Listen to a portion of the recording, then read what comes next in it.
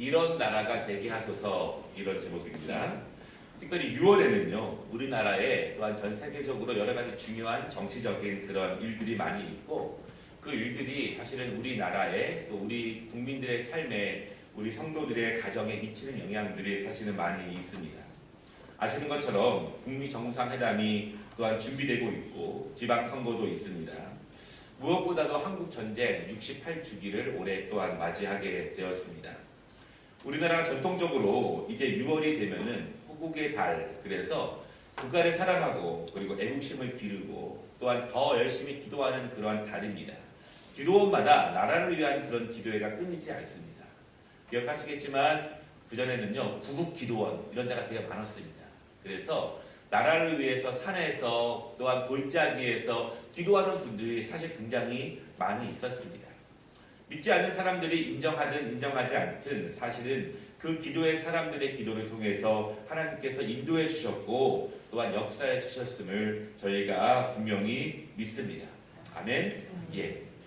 요즘 여러 가지로 우리나라에 또한 특별히 나이가 어려질수록 국가에 대한 사랑과 국가에 대한 애국심이 많이 식어졌다, 그렇게 이야기합니다. 그래서 애국심을 강조하기가 쉽지 않습니다.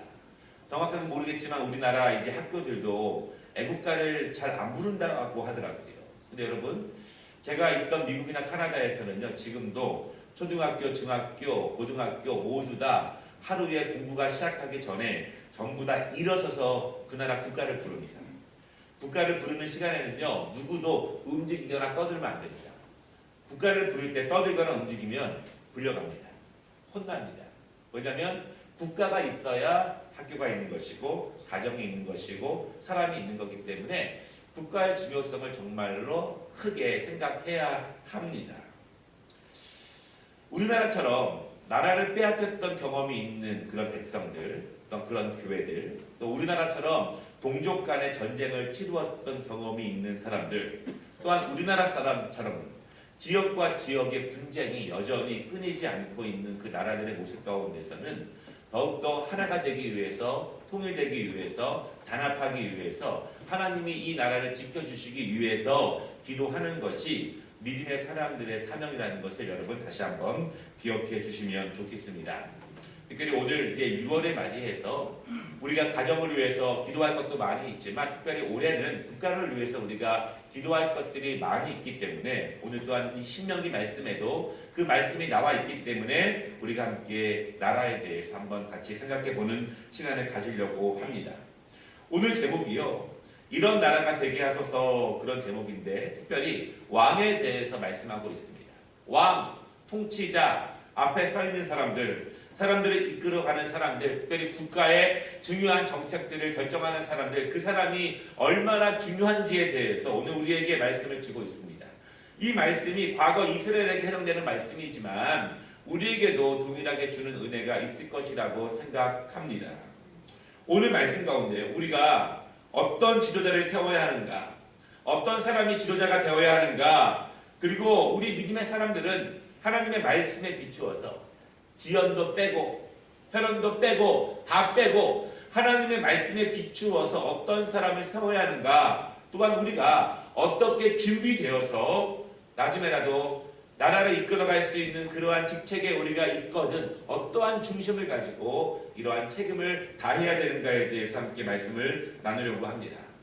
오늘 우리가 함께 읽은 14절에 보니까요, 너희가 약속의 땅 가나안에 들어가서 할 때 사람들이 주위의 민족들에게 왕이 있기 때문에 그 나라들처럼 너희에게도 이스라엘에게도 왕을 세워달라고 할 때가 있을 것이다.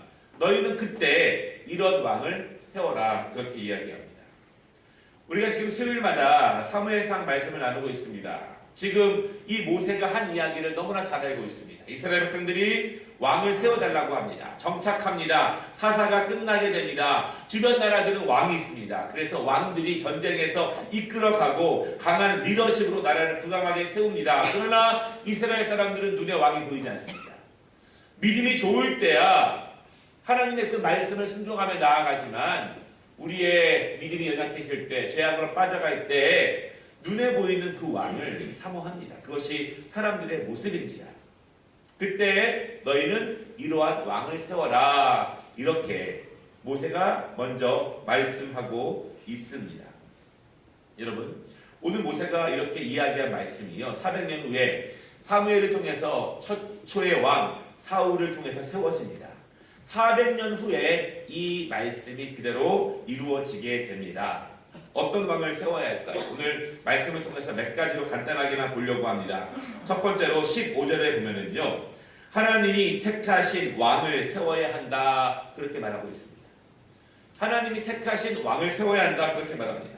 여러분, 하나님이 택하신 왕이 어떤 왕일까요? 하나님의 말씀 가운데 우리에게 이 인류 가운데 하나님께서 하나님의 모든 피조물들과 창조물들을 운행하시는 하나님의 질서가 있습니다. 하나님의 뜻이 있습니다. 하나님은 정의로우신 분이고요, 하나님은 공의로우신 분입니다. 하나님은 평화를 주장하시는 분이시고 하나님은 모든 것을 평등하게 하시는 분입니다. 사실은 이 하나님의 창조 질서에 반하게 되는 모든 것은 하나님의 뜻이 아님을 여러분 믿으시기를 바랍니다. 하나님은요, 아름다운 조화 가운데서 모든 것이 선하고 아름답고 그 샬롬의 축복을 누릴 수 있도록 모든 창조물들을 만들었습니다. 그 죄가 사람 안에 들어갑니다. 욕심이 그 안에 들어갑니다. 야망이 들어갑니다. 그래서 다른 사람들의 고통을 모르고 짓누르고 억압하는 모습들을 바라보게 됩니다. 여러분, 세계 역사를 보십시오. 한 사람의 그 죄악의 덩어리가, 한 사람의 야망과 욕망이 수많은 유럽에 있는 사람들을 고통으로 피로 무드리게 했고, 그리고 또한 서구의 많은 열강들에 있는 사람들의 잘못된 선택들이 아프리카와 남미와 아시아에 있는 수많은 식민지에서 약탈을 낳게 했습니다. 하나님의 뜻이 아닙니다. 하나님은 모든 민족들이 어우러지면서 평화롭게 강건하게 서로 도우며 살아가는 것이 하나님의 창조 질서임을 여러분 믿으시기를 바랍니다. 그것을 이루어 가게 하는 것이 하나님이 택하신 왕이요, 우리는 그런 면을 가지고 하나님의 왕을 세워야 한다, 그렇게 말하고 있습니다. 여러분, 요즘은 이제 왕을 세우진 않죠. 정치를 통해서, 투표를 통해서 뽑습니다. 요즘은 목사님들에게도 그 발언에 대해서 조심하라고 옵니다. 이런 발언은 선거법에 걸립니다. 옵니다. 저는 그 한도 내에서만 오늘 말씀을 준비합니다. 여러분, 지금은 한 표라도 더 많이 얻는 사람들이 투표를 얻습니다. 51대 49가 되면 승자가 모든 것을 복식하게 됩니다. 그러다 보니까 인기 영합주의적인 것들이 너무나 많이 있죠. 그래서 선거가 끝나고 나면 그 모든 약속들이 허무하게 다 없어지는 약속들이 되어집니다. 그래서 우리 모든 백성들이 학연 떨궈놓고, 지연 떨궈놓고, 아는 사람 떨궈놓고, 정말 이 지역을 위해서, 이 나라를 위해서, 세계의 평화와 질서를 위해서 실현할 수 있고, 실현은 못하더라도 최선을 다해서 성실하게 노력할 수 있는 사람들을 기도로 뽑는 것이 굉장히 중요합니다. 눈으로 보기에는 얼마나 아름다운 공약들을 내세울 수 있지만 인기 영합주의적인 그러한 모습을 저버리고 정말로 하나님의 뜻 가운데서 하나님이 원하시는 그러한 사람들, 그리고 이 땅에 하나님의 뜻이 온전히 이루어질 수 있도록 노력하는 후보들을 우리가 선정하는 것이 굉장히 중요합니다. 어떤 왕이 하나님의 뜻 가운데서 통치하는 왕일까요? 그것은 수요일에 계속 오시면 들을 수 있습니다. 오늘 말씀의 두 번째로 어떤 왕을 세워야 하느냐, 너희 형제 중에서 왕을 세우라, 그렇게 말씀하고 있습니다. 너희 형제 중에서. 모세는 압니다. 가깝지는 않지만 먼 이후에, 약 400년 후에 이제 이스라엘 백성들에게도 왕이 필요하다는 것을 알고 있습니다. 그때 어떤 왕을 세우느냐, 너희 형제들 가운데서 왕을 세우라. 그것은 이스라엘 백성들 가운데서 왕을 세우라는 그런 말씀입니다. 여러분, 지금 현재 유대인들은요, 정말 200개국 이상의 사람들이 몰려 있습니다. 그리고 사실은 우리나라 사람들이 단일 민족이라고 말하기 어려운 것처럼 이스라엘도 이 당시만 해도 단일 민족은 아닙니다. 온갖 잡족들과 노예들과 전쟁 포로들이 함께 섞이고, 또한 그 나라에 가서 이방 사람들과 결혼하면서 굉장히 그 유대인의 피가 많이 흐려지게 되었습니다. 그때 누구를 왕으로 뽑느냐, 너희 형제들 가운데서 뽑으라, 이 말씀입니다. 이 말씀에 중요한 의미가 있습니다. 너희 형제들 가운데 뽑으라, 이 말씀은 무엇이냐면, 여러분, 이스라엘 사람들은요, 어려서부터 태아 때부터 뱃속에서부터 하나님의 말씀을 듣고 자랍니다. 쉐마 이스라엘, 들으라 이스라엘이여, 너희는 오직 그 하나님을 사랑하되 마음을 다하고 힘을 다하여 정성을 다하여 사랑하라. 율법을 날마다 지키고 율법을 따르고 하나님의 말씀을 목숨처럼 여기고 자라는 사람이 바로 이스라엘 백성들입니다. 그 안에서 말씀을 철저히 배우고 철저히 실천하고 하나님을 철저히 의지하는 사람들 가운데에서 왕을 뽑으라. 그것이 오늘 말씀에서 너의 형제들 가운데에서 왕을 세우라 라고 말씀하시는 그 의미입니다. 여러분, 하나님의 말씀을 철저히 배운 사람들이 왕이 되는 것이 중요합니다. 저는 목사지만 꼭 기독교인을 뽑아야 한다 그렇게 말하고 싶지는 않습니다. 왜냐하면 기독교인도 다양하더라고요. 믿음의 정도가 천차만별입니다. 형식적으로 선거를 위해 교회 다니는 사람도 있지만 정말 무릎 꿇고 기도하며 성령 충만하며 그것을 하나님이 주신 사명으로 알고 몸부림치며 나아가는 사람도 있습니다. 흔하지 않지만 가능하면 정말로 누군지 모르지만 제가 어저께 봤어요. 우리 지역에 나오는 사람이 누구인지 인터넷에 보면은요, 경기도 고양시 덕양구 관산당을 치면 모든 후보가 다 나옵니다. 분야별로. 어제 봤습니다.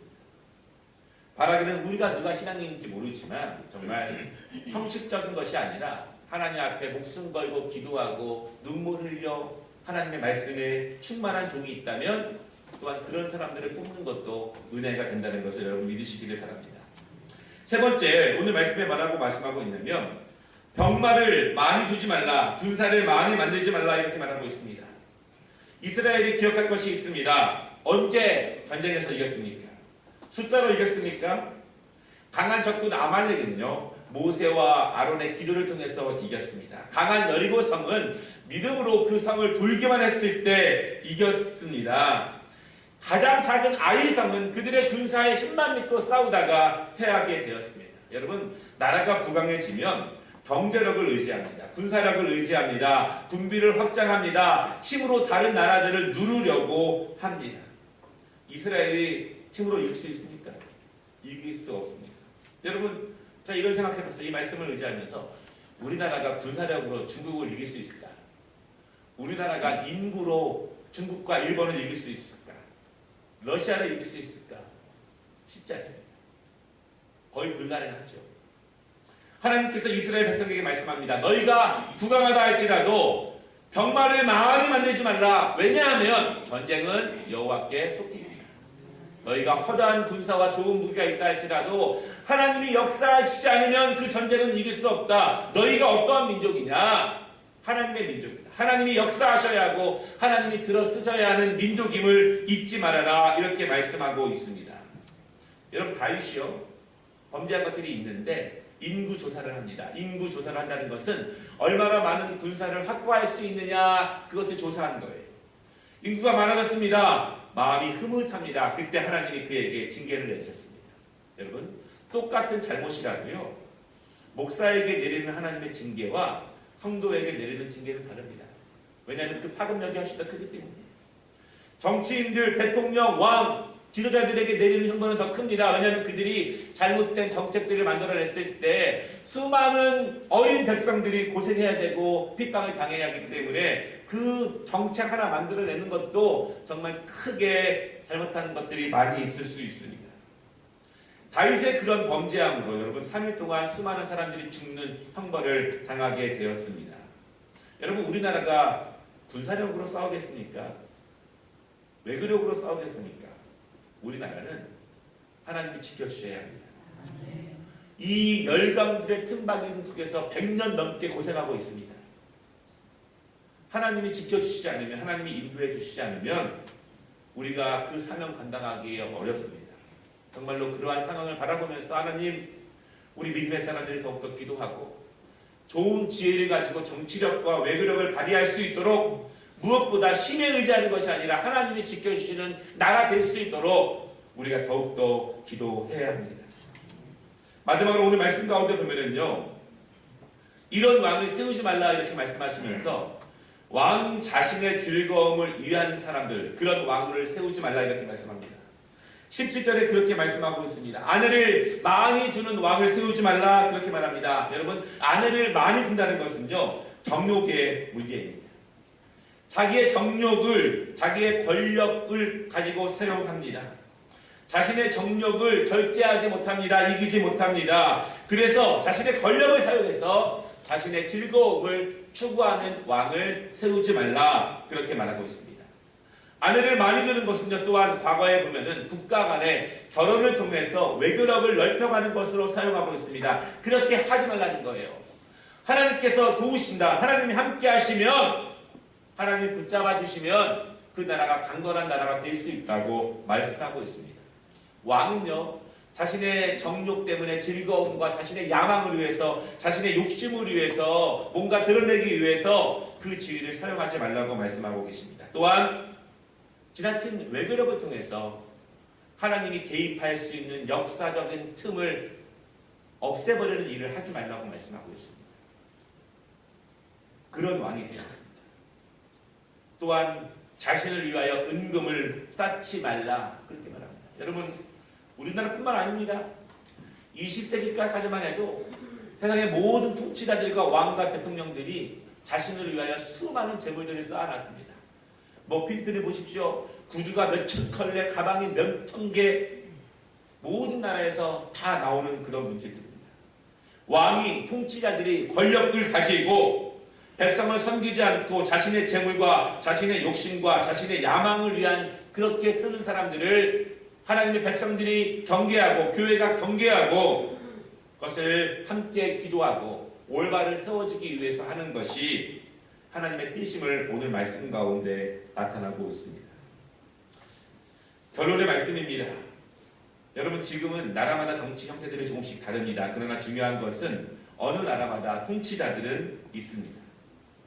먼저는 백성들이 바른 기준으로 눈앞에 있는 이익이 아니라, 혈연이 아니라, 지연이 아니라 하나님의 말씀으로 충만해서 그것을 가지고 우리가 함께 볼 수 있는 능력이 있어야 합니다.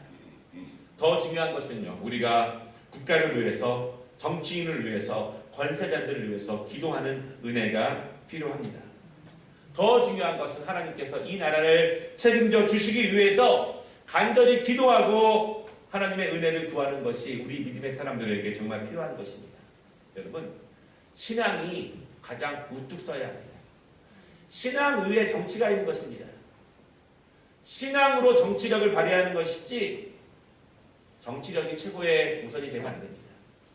바라기는요, 우리의 지연도 좀 빼버리고, 혈연도 좀 빼버리고, 아는 것도 좀 빼버리고, 오직 하나님의 말씀에 바로 서서 기도하면서 정말 이 나라의 정치가들과 또한 세계의 지도자들을 위해서 열심히 기도할 수 있는 그러한 성도, 우리 모두가 되시기를 주님 이름으로 축원합니다.